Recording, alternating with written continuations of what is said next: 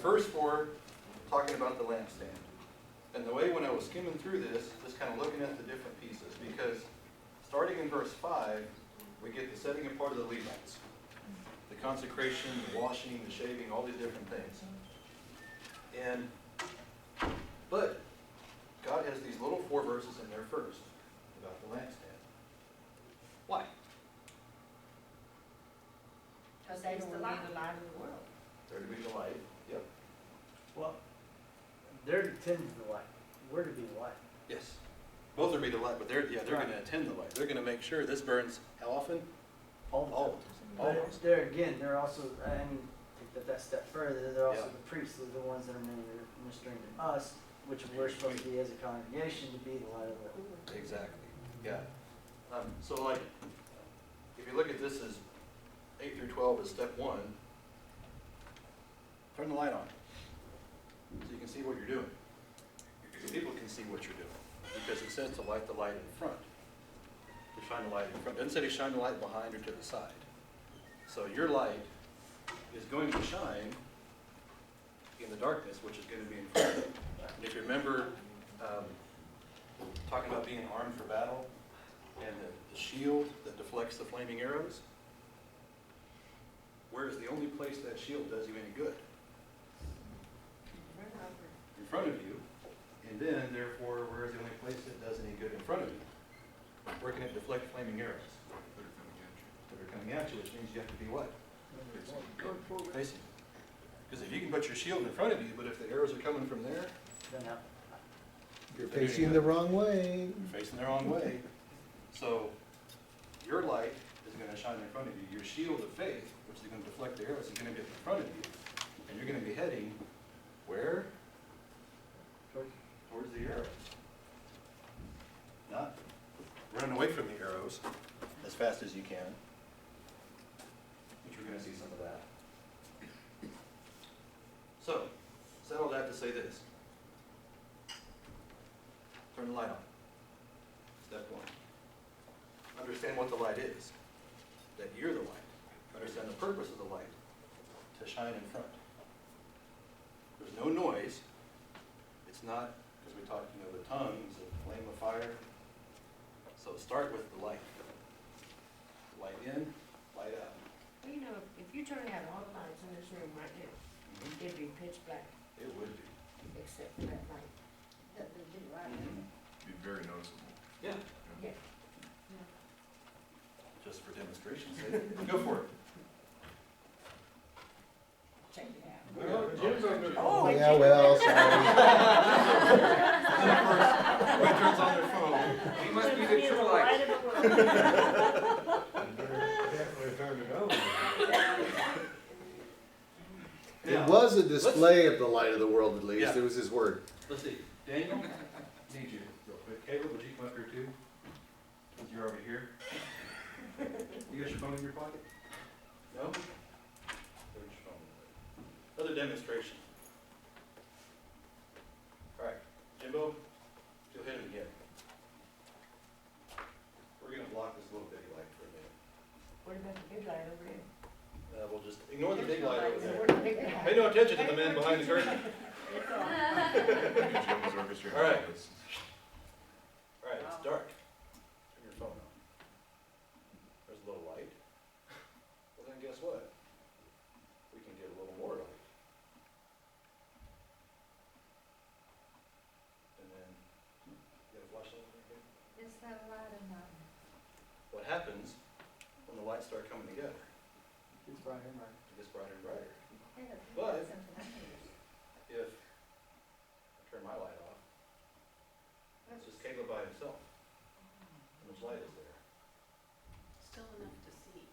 Just barely. No, I can't. Not There you much. are. Yeah. So, if we're by ourselves, it can be pretty dark. There can be a little light, enough for him to see. Is there enough for anybody else in here to see anything? No. No. Gotta be close. Gotta be close. All right, thanks, Jim. Just a little demonstration.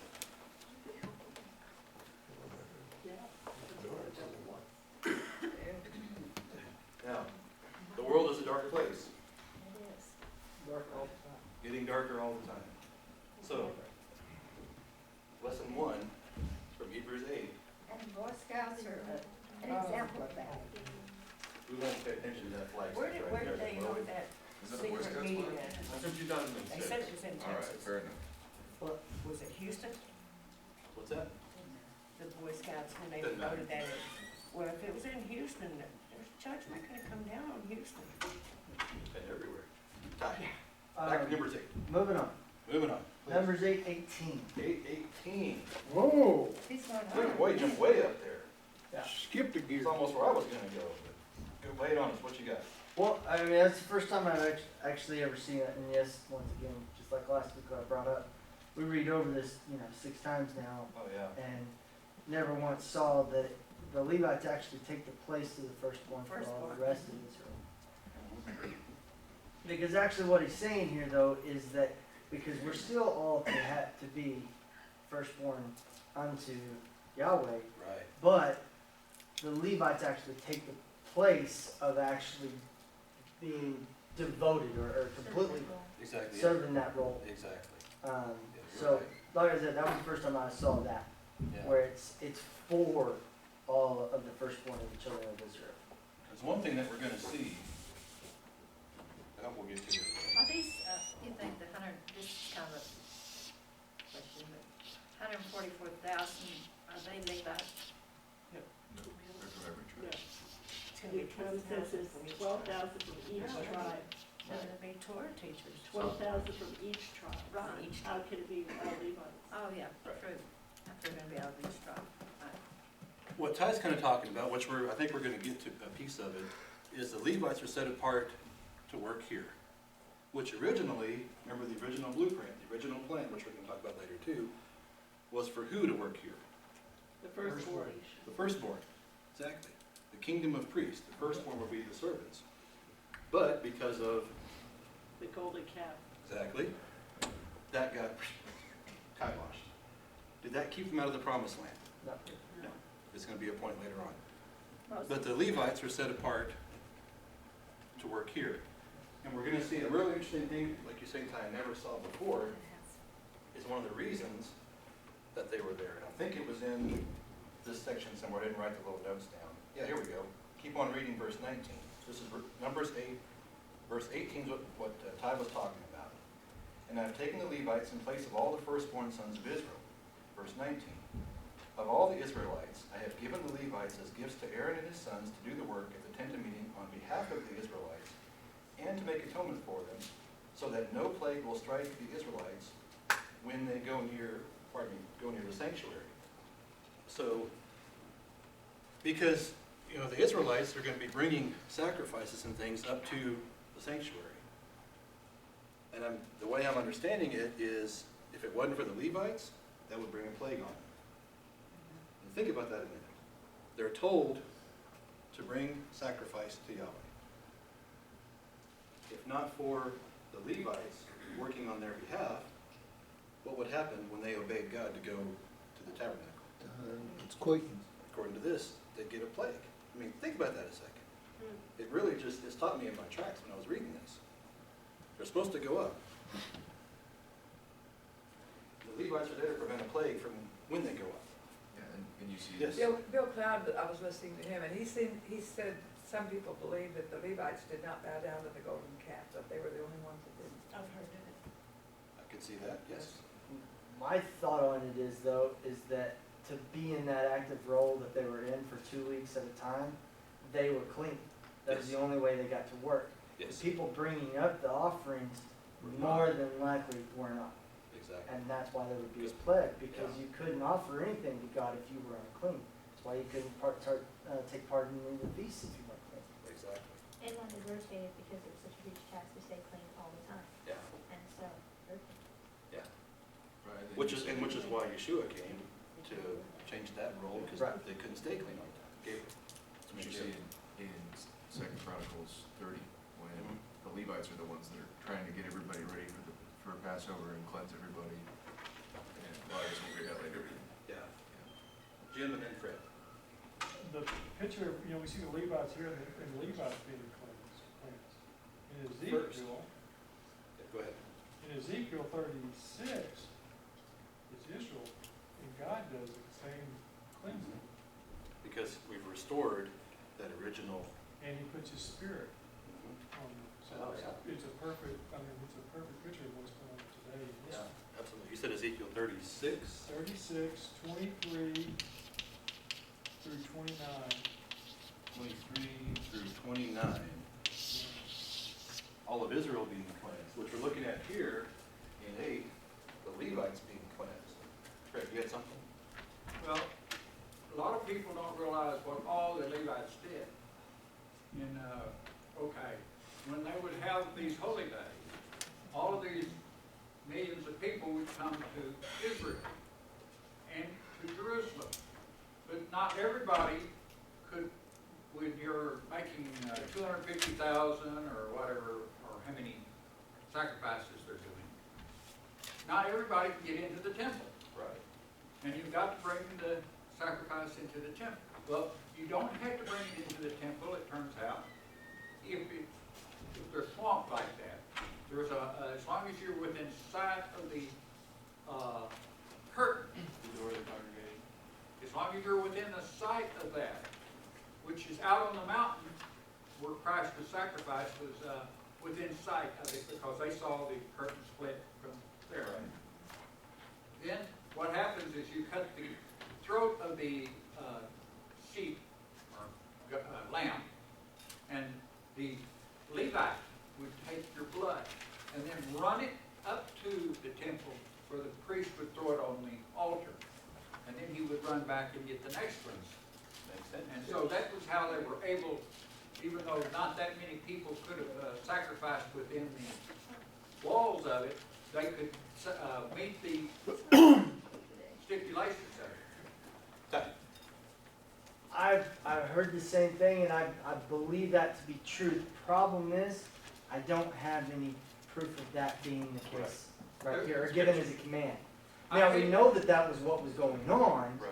but my point of that is that when we see that happening, especially when they are in Jerusalem, things have already turned in the Levitical camp. Right. And we know that they've added to, and they're making their own rules and barring things and adding. And so all I'm making the point I'll of have to though, look it up, but I think there is a place in there that mentions this. not in Torah, because I've looked at. I mean, as far as what I know. Now I want to know. I want to know. I'll see if I can find it, but I have seen it in the Bible. I'm not going to say it's in Torah. I'm seeing it in the Bible that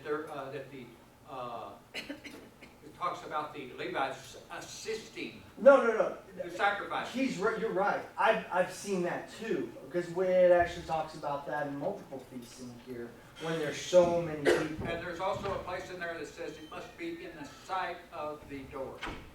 That's my problem though, is that that's not given in the law.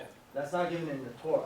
You know what I mean? And that's That's what homework for the week. right. But that's what I'm saying is Yeah. that that's where I mean it's interesting to note because you're absolutely right. The roles weren't just one thing. I mean Right. they had multiple things to do throughout the day and the night. But at the same time, when we do go and look at where Jim brought up Ezekiel, especially when we go to where Ezekiel actually gets the vision of the new temple being restored and then the second coming of Yeshua, when we actually get to see that and he's counted everything off and he's done all the dimensions and he's done all those things, we actually get to see that is where this is talking about that Levitical role and it's being reestablished. But it is done the right way. Where Well, Yeah. the thing I like about Ezekiel is, I'm not doing this because of what you've done or anything. I'm doing it Right. It's my namesake I'm protecting, and Right. I'm gonna bring you knuckleheads back, Yeah. and I'm gonna show you how it's done, and I'm going to do it. So we can Right. sit here and argue all day long. Doesn't matter. Doesn't matter. Daniel, you had something back there, right? Exodus 29:11.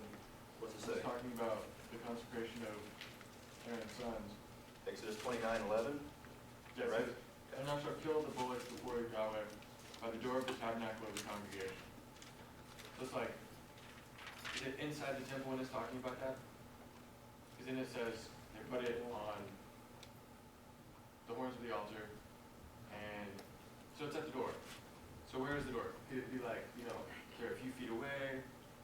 entryway, you know, just inside of the door.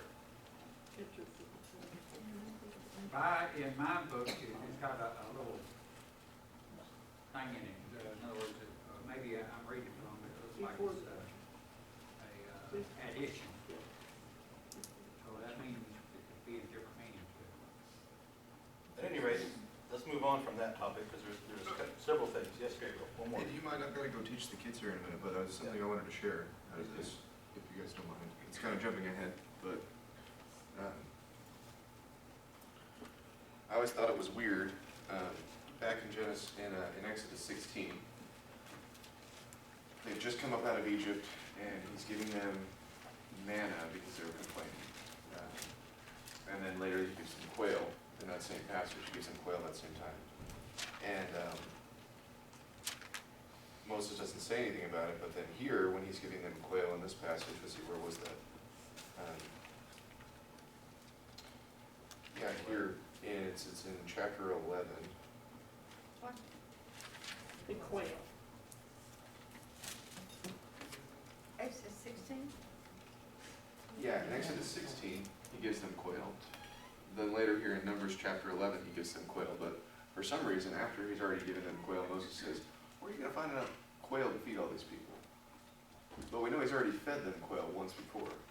Okay, so here's an interesting thing. In Deuteronomy, you guys probably familiar with this verse, 18:15. It says that Yeshua is going to be a prophet like unto Moses, or one will come, he's going to send us a prophet like Moses. And so if you would all flip over to Matthew chapter 14 and verse 13. If someone could read that for me. 14:13. Now when Jesus heard about John, he withdrew from there in a boat to a secluded place by himself. And when the people heard of this, they followed him on foot from the cities. Yeah, keep going for a little bit. When he went ashore, he saw a large crowd, felt compassion for them, and healed their sick.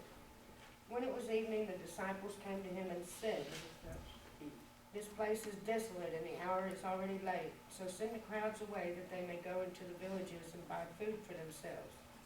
But Jesus said to them, "They need not go away. You give them something to eat."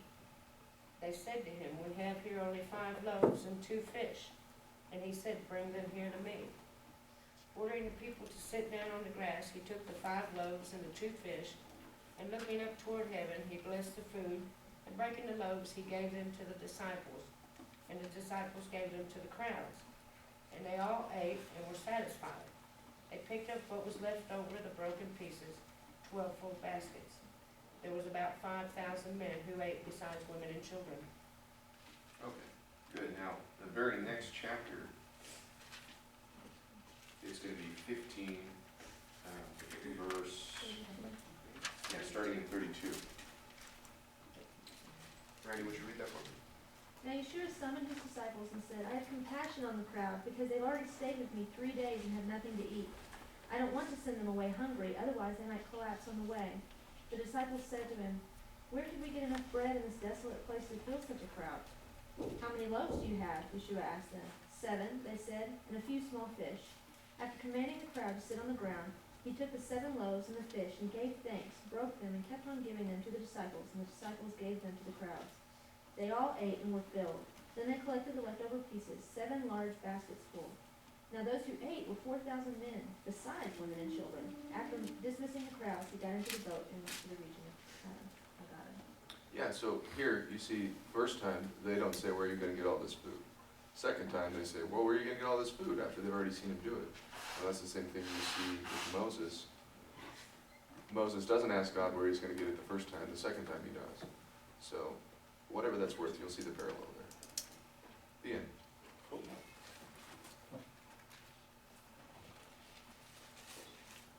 And you're writing that so who can read it? See, we go for the larger text, the I just didn't want to take up a bunch of your own time. larger font, please.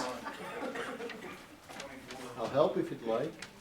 What I've always loved about that is because, you know, growing up in Sunday school, all you hear is the feeding of the 5,000, the feeding of the 5,000.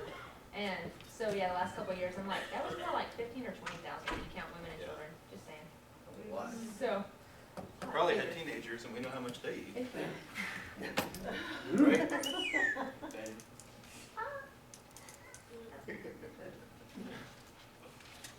Loving those teenagers. That's right. We've got Speaking a black of, hole in our stomach. yeah. Speaking of teenagers, June 7th through the 9th, right? Yes. Youth weekend is upon us again. Woohoo! Right on. Do you want me to start calling people again? You're gonna miss the youth weekend, you're gonna be on TV. I'll be No, able to. you're gonna see me. Is it this My weekend? grandma, No. or my great 7th grandma. through the 9th. And she hurt her. Soon. She's in rehab. That's what my family's going up to. We can reschedule. Nope. All right, still in chapter 8 of Numbers. A couple things that kind of jumped out at me. In verse 20, where we just read verse 19 about so no plague will strike them when they go near the sanctuary. Verse 20, Moses, Aaron, and the whole Israelite community did with the Levites just as Yahweh commanded Moses. The Levites purified themselves and washed their clothes.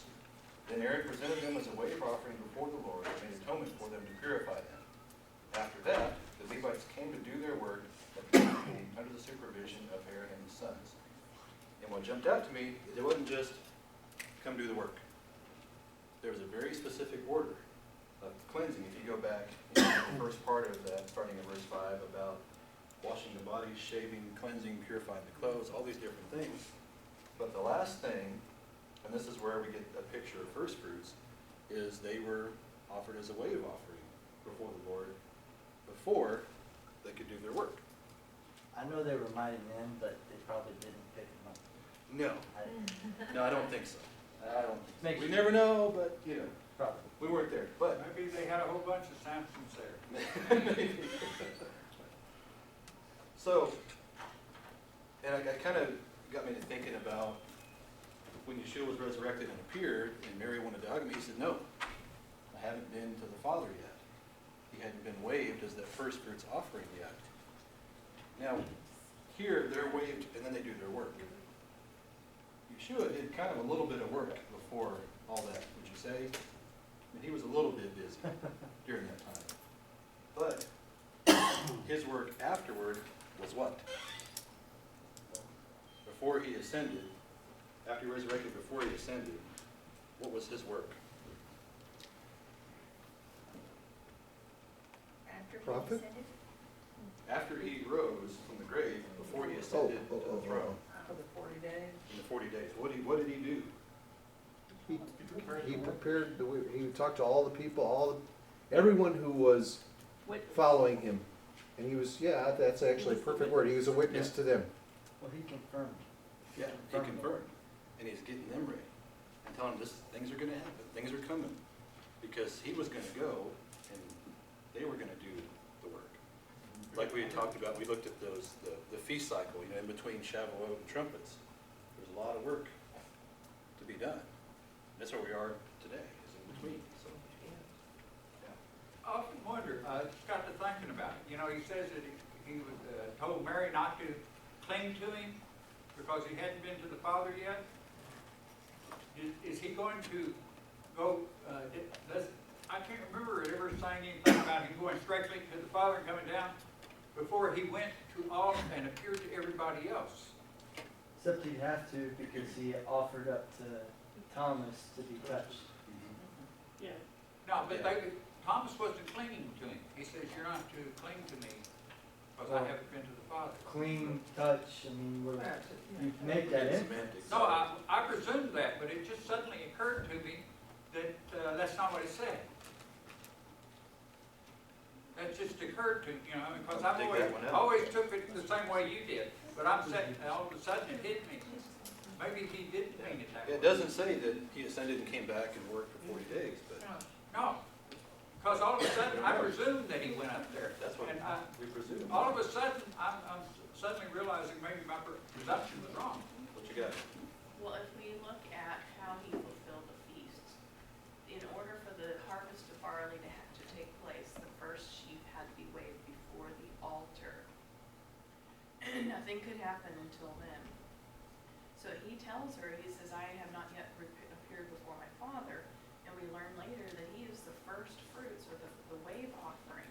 So he had to be waved before the altar of Yahweh to fulfill that feast. That's true.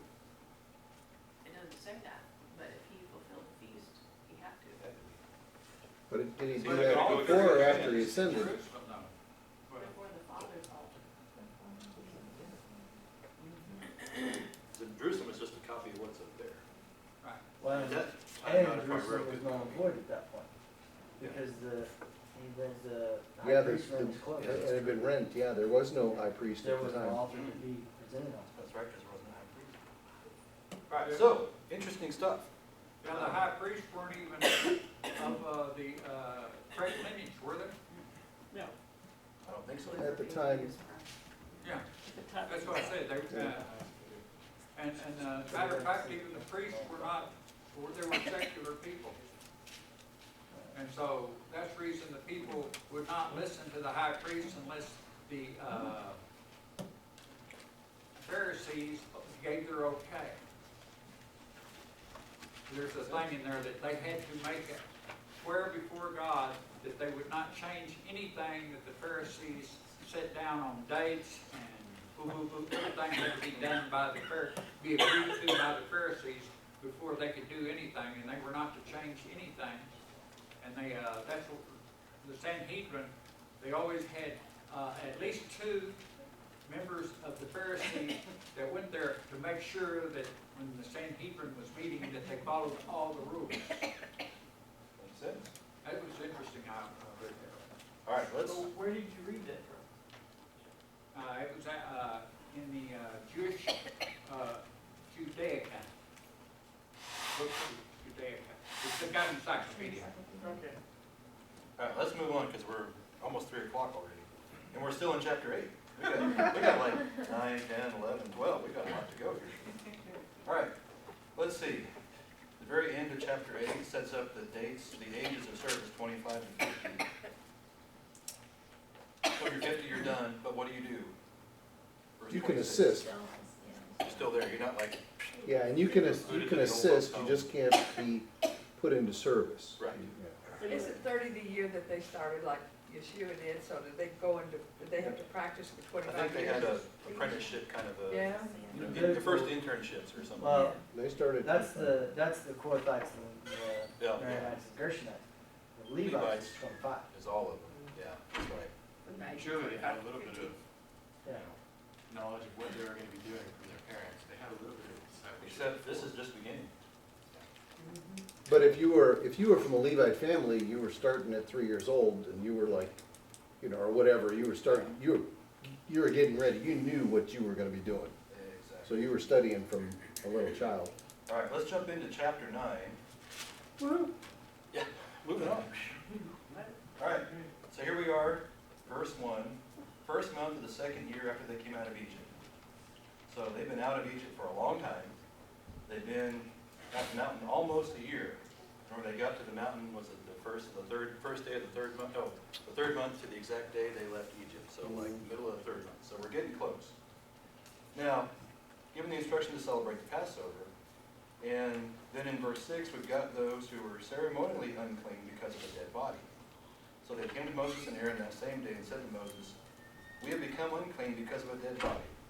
But why should we be kept from presenting the Lord's offering with the other Israelites after the appointed time?" Something I never saw before. This portion's been a whole, just one of first that I've never seen before, but it's always been. Why should we be kept from presenting whose offering? Yeah. Yahweh's. It wasn't, why should we be prevented from presenting our offering, which is how we would think of it. We're going to bring our offering to God. Now they're saying, why should we be prevented from presenting the Lord's offering?